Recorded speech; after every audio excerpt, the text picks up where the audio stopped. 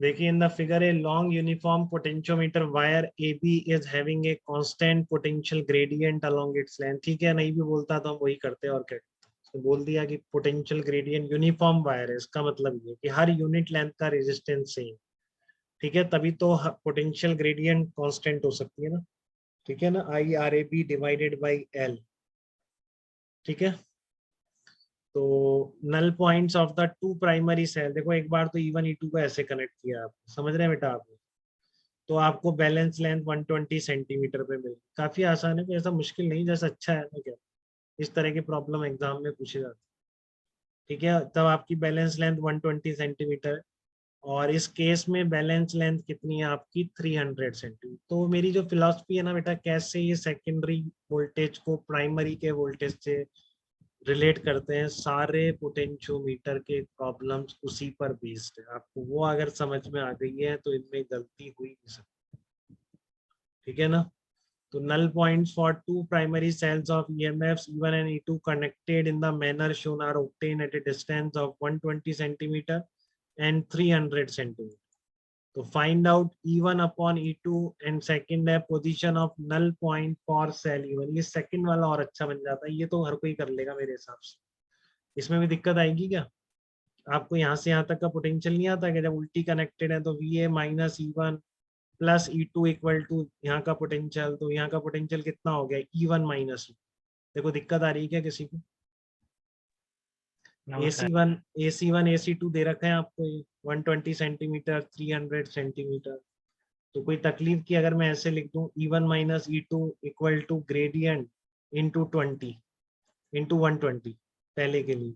और जब ये सेम सपोर्ट कर रही है तो यहाँ से यहाँ तक KVL लिखो। देखो बैलेंस लेंथ का मतलब है ना इस ब्रांच में करंट ही नहीं।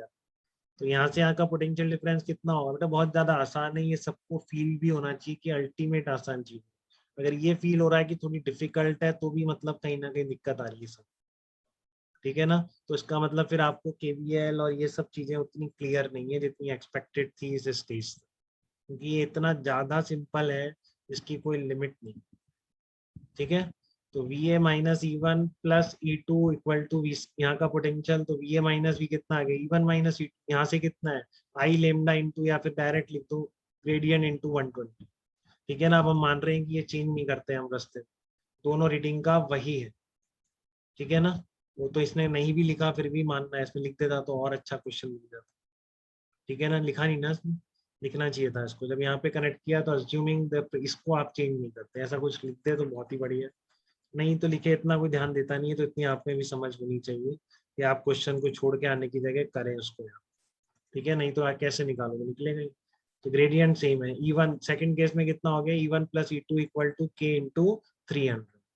तो अब डिवाइड कर दो इसको, तो E1 माइनस E2 ये रेशियो आ गया। तो जब ये है तो फिर आपकी मैथ से, अगर इतनी भी मैथ्स आप नहीं करते तो फिर नहीं हो पाए।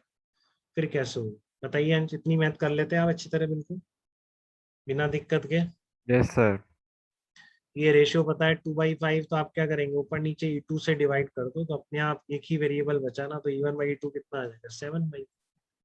ठीक है ना। तो ये तो बहुत आसान था। E1 minus E2 E1 plus E2 को आई लेमडा L1 और आई लेमडा L2 के बराबर आपने रख दिया। ठीक है, तो ये तो काफी आसान प्रोसेस थी।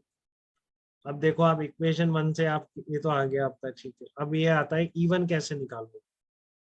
ठीक है ना, तो इक्वेशन में पुट कर देंगे हाँ जैसे कि देखो आपका ये जो E1 E2 आया इसको यहाँ पुट कर दो E2। तो ये कितना आ गया E1 minus 3/7 equal to K into 120 आ गया। तो E1 कितना आ जाएगा K इंटू 200। अब इससे ही दिख जाना चाहिए बेटा आपको कि E1 के कॉरस्पॉन्डिंग बैलेंस लेंथ ही तो आ रही है, और क्या। ये नहीं दिखेगा तो फिर आप भूलते रहे। ठीक है ना, वो नहीं कर पाते इनको, ये नहीं आपने, ये ठीक है आपका E1 E2 में रिलेशन आ गया। तो आपकी इस तरह से बना लो ना, E2 को हटा दो, E1 की बैलेंस लेंथ पूछिए ना, पोजीशन ऑफ नल पॉइंट, केवल सेल E1 लगा दूं, इन सबको हटा के केवल E1, तो उसके कॉरेस्पॉन्डिंग बैलेंस लेंथ कहाँ पर आएगी ये पूछ रहा है। ठीक है, तो E1 की वैल्यू रिप्लेस कर दो यहाँ पर, E2 की, सॉरी E2 की रिप्लेस कर दो, तो E1 कुछ आ रही है K। तो इससे मतलब समझ में आता है कि बैलेंस लेंथ ही तो है बेटा। अगर मान लो E1 के कॉरेस्पॉन्डिंग x होती तो आप ऐसे ही तो लिखते E1 equal to K into x, तो यही तो आ रहा है। इसलिए नल पॉइंट ऑफ E1 किस पे बोला जाएगा 210 सेंटीमीटर पे बोला। ठीक है, ये प्रॉब्लम समझ में आ गया तो आपको सब कुछ आ गया अब तक, तो सारी चीजें इन्वॉल्व। तो इसके किसी स्टेप पे थोड़ा भी डाउट तो आप मुझे बताइए। सर हाँ सर बोलिए बेटा। सेकंड वाला क्वेश्चन क्या कह रहा है सर, समझ में नहीं आया। नल Second- point for cell even मतलब नल पॉइंट मतलब वही बैलेंस लेंथ, इवन के लिए बैलेंस लेंथ कितनी, नल पॉइंट का मतलब बैलेंस लेंथ। या अगर आप अच्छा इनको हटा के सिर्फ इवन कनेक्ट कर दो तो उसकी रीडिंग कहाँ पर आएगी, क्योंकि के तो दिया नहीं ना इसने, तो केवल बैलेंस लेंथ पूछा है, एग्जैक्ट नहीं पूछा।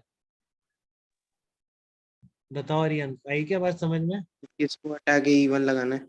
सबको हटा के, अच्छा position of null point for cell even सबको हटा के यहाँ पर इवन लगा दो बस, और उसकी बैलेंस लेंथ निकालो तो कितनी आएगी, ये पूछ रहा है। यस ठीक है, तो स्टिल ग्रेडियंट वेडियंट सेम मान रहा हूँ, तो कितनी आएगी, के इंटू एक्स समथिंग आएगी ना। अभी जो सिंगल बैटरी का ईएमएफ निकालने की जो प्रोसेस थी, तो यस हाँ, तो वो यहाँ से इसी इक्वेशन से कुछ निकल के आ गया, E1 इक्वल टू के इंटू समथिंग, तो समथिंग क्या आ रही है, बैलेंस लेंथ ही तो है। ठीक है ना, वो क्या कहलाएगा, नल पॉइंट ऑफ E1 कहलाएगा।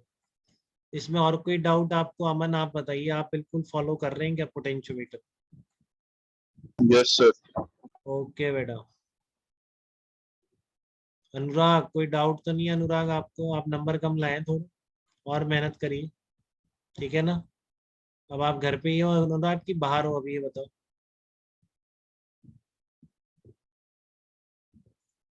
ओके तुषार, चलो मैं रिकॉर्डिंग स्टॉप कर रहा हूँ।